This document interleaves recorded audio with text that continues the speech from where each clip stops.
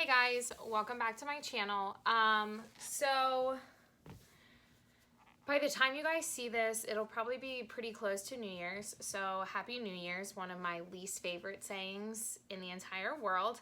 But I wanted to kind of do a sit down with you guys before the new year, and just kind of like talk about where I've been the last year and where I kind of plan to go for the new year.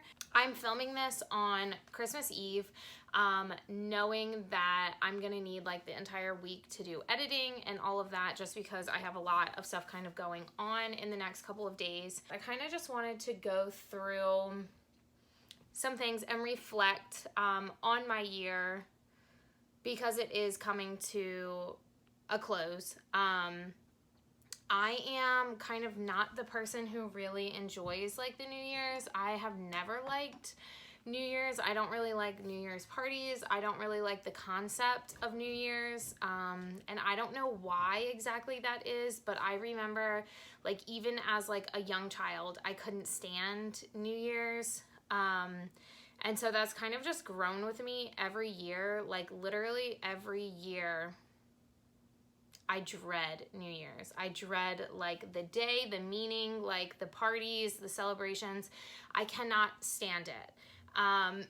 And so last year around New Year's, I was at probably the lowest I have ever been in my life. And I was the most unhappiest I've ever been. I was probably the most unhealthy I have ever been. And just like a lot of things, like I was feeling sorry for myself, but I wasn't putting in any kind of efforts to make my situation better. And so I was like stuck in this like toxic cycle where I like wanted to like do something great and something big for myself, but I didn't know how to, and I didn't know where to begin. And so it just kind of went on and on and on. And then I would say probably like March is when I started to like get my life together, and I started eating healthier. If you know me well, you know that this year I completely gave up dairy, and so that has remained. I do not have dairy at all. I started a 80-20 lifestyle where 80% of the food that I eat is plant-based and 20% is not plant-based, so maybe like meat.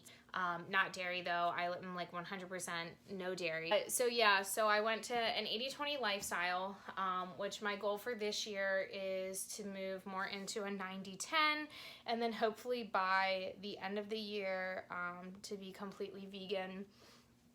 And that's just like for health purposes, for environmental purposes, and to be honest, I just don't really like a lot of processed foods. I don't like meat that much, and so it's just kind of a preference for me in general. So that's one of my goals. And I would say probably in June of this year, I started going to the gym regularly, which was something I hadn't done. I don't even know when the last time that I had been to the gym was before June. Like I couldn't even tell you, because I probably went like randomly. Like there was no set time. Like I don't know, I just didn't have my life together. I would like sometimes do like Beachbody workouts, but not regularly. And I don't know, I just was like at the lowest I have ever been. I looked like crap. My picture that I'm in from last New Year's was absolutely like disgusting. And to me, honestly, at that time, I really didn't even think that like I looked that bad, but like I think I just was like so unhappy overall that everything just looked not good. So right now I am at the healthiest I have probably ever been in my whole life, which is crazy because like when I was 21, I was like in really good physical shape, and like I was at a pretty low weight for me for then. So this time around though, I'm not really looking at weight as a factor. It's just more kind of like how I feel, how I look,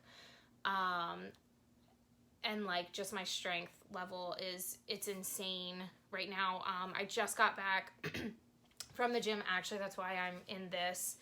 And I just kind of was like reflecting while I was there on my progress that I have made since I started like my fitness journey back in June. And it's literally insane. Like not just like cardio wise, but like weight wise. I mean, I was so weak when I started, and I was like really embarrassed to even kind of be at the gym lifting. And now I like really could give two craps, like who's there, who is looking at me. I'm a lot stronger than I have probably ever been. I know in high school, I had gotten to like a point where I was pretty strong in weightlifting, but I would have to say that I have probably for sure surpassed that. I'm just trying to like remember some of like my weights and stuff, and I know for a fact in certain things that I've become a lot stronger. I don't know, but yeah, so I would have to say that like starting going to the gym and getting in like a routine and taking care of myself, that was the biggest thing that I did in 2019. Is I decided that I was going to start taking care of myself and choosing myself first. And that was probably the hardest decision because I felt so guilty, but it has been the best decision. And not only did I put myself first in like my physical health, my family knows that I go to the gym pretty much every single day for 2 hours, and they know that like comes first. And so if they haven't really like planned something with me, they know most of the time if they invite me to something last minute, I'm gonna be at the gym. I'm sure that frustrates them, but I think that they also understand how important it is to me, and it kind of keeps like my head on straight. And I just can't stand like when I've put in so much work and then I like just take a week off and I just completely flop. And so they've like supported me with that. My sister has been incredibly supportive. A couple months ago, I actually lost my AirPods. They were stolen. And then when I confronted the person who had them, they weren't gonna give them back. I mean, let's get real.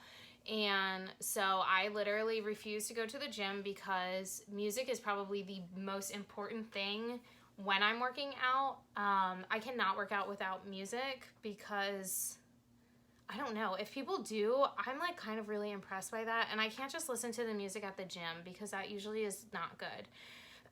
And so she actually got me a new set of AirPods because she didn't want me to like give up everything that I had worked so hard on for something so stupid as not being able to afford new AirPods. So like my family and friends have been really supportive of me putting like the gym and my health first.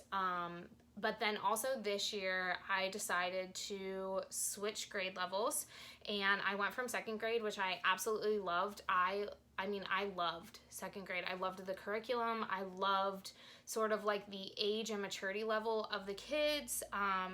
It was easy for me to like joke around with them, but I could not handle the pressure of second grade. I mean, and that sounds crazy because we're talking about 7-8-year-olds.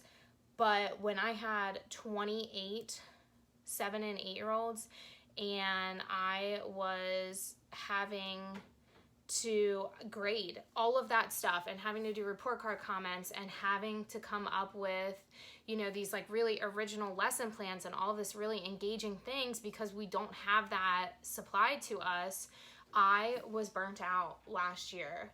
I would say, honestly, around March, I was ready to quit. Like, I wanted to leave the classroom and I never wanted to come back. And it had nothing to do with the kids. I had like the best group of kids, but just the pressure from parents, the pressure from the county, the pressure of like, this is about to be testing, you know, you got to get them prepared for testing.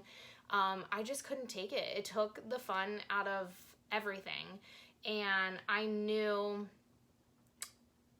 that I couldn't do another year of that. I was really prepared to leave teaching and just figure it out. And I didn't know what I was going to do. I did not know how I was going to make what I make now, which is insane because I barely make anything. But I know that with the degree I have, I couldn't do anything without going back to school. And I knew I was going to have to work multiple jobs. And I had kind of just set myself that that was just going to be it. That's what I was going to do. And I don't know. I mean, I was just ready to leave and never come back. I just didn't want to feel sick all the time. And that's how I felt. I was anxious. I wasn't eating. I literally felt sick all the time. I had actually lost a good bit of weight because of how just anxious and like depressed and horrible I felt during that time. So around May, I was presented with the opportunity to move to pre-K. And I jumped on it, like without a second thought. I knew I couldn't stay where I was, and I figured I'll give it one more year to figure out if, you know, if there is something better for me, or if maybe teaching is just not what I always thought it was going to be. And so I said, yes, I'm going to do it. Like, do not even ask anybody else. Like, I already have my praxis for it. I want it. And so that has been the best decision I have ever made in my like professional career. I have never been so happy, and I like have time for myself. I have 18 kids, possibly about to be 19. And that is incredible. Like, to have 10 less kids and to not have testing stress and to actually be able to have fun with your kids and like enjoy every minute without feeling like constantly like pressured on has been amazing. And it has affected my mental health so much in like such a positive way. It's insane. But so I'm like so thankful for that opportunity. I actually have time. Like, I leave work on time. I get to go to the gym still, and I get to still put myself first. And that has been incredible. So that's just kind of a little bit of my 2019. And then what I'm kind of hoping for 2020. I have not been very active on here. Like I said, last year kicked my butt. It literally kicked my butt. I had no free time. And then when I was starting to go to the gym, I was literally going from work to the gym, coming home, eating, showering, going to bed. And so I just really didn't have a lot of time to do content. I filmed a lot of content, but then editing is what takes so long that I just never got through editing. So at the beginning of the year, some of the content that you're gonna get is gonna be old stuff. It's gonna be stuff that I like half edited, and so I'm gonna finish editing and put it out there for you guys. So that stuff will probably come out a little quicker. And then throughout the rest of the year, what I kind of would like to do is just more lifestyle stuff. So whether it be makeup, which I don't know much about, but if it's just, you know, like me reviewing something, cooking, which I really enjoy, especially now that I am trying to have a, you know, full plant-based diet. So trying just some different recipes for you guys and mostly for myself. and then some more like fitness, lifestyle type things like that. And if I do any traveling, which fingers crossed, I have like so many plans to travel this summer. And I think I just have to get to a point where I just say, screw everybody else. And if you can't come, like you can't come, but I'm going to go do this myself, because I think I've been putting off traveling because like I can't ever get someone to like go with me. Like their schedule doesn't match. And if I do that forever, I will never go anywhere. So, in my traveling, I'll probably like vlog or different things like that. That's not really my favorite thing in the entire world. But we'll see. Sometimes just getting out of your comfort zone is like the best thing that you can do. So those are some things to kind of look for in 2020. That feels so weird to even say that. Like this whole time I kept thinking like I wanted to say 2018 because that doesn't feel that long ago. But holy crap, 2019 has already flown by, and I literally it doesn't seem like it has been a whole year. I remember what feels like a couple weeks ago back at the end of 2018, where I was like miserable. Like that doesn't seem that long ago. But I have come very far in my year. So I am excited for 2020. If you are not looking forward to the new year, just know that I know what that feels like. You can comment below. You can message me on my Instagram, because I've been there and I know what that feels like, and it's horrible and you feel hopeless. But I want to encourage you to, instead of feeling hopeless, I want you to pick one goal for yourself, and not a resolution, because a resolution is a bunch of crap. Resolutions don't work in my opinion because they're too long term and it's too hard to get that like instant satisfaction. But just pick a goal, even if it's just like a goal for this week. My first goal was to literally, and this is how small it was, but this was when I was just in such like a bad place and I just like felt so bad for myself. My first goal was to go out with friends every other week. So like twice a month, I would go do something with friends, because I had kind of gotten to a point where I was just staying in all the time and I wasn't doing anything.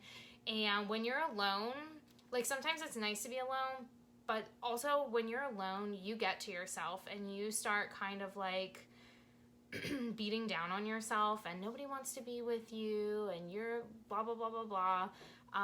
And so once I kind of started going out and doing more things, I started to feel a lot better. I didn't have all that alone time where I was just kind of like beating down on myself.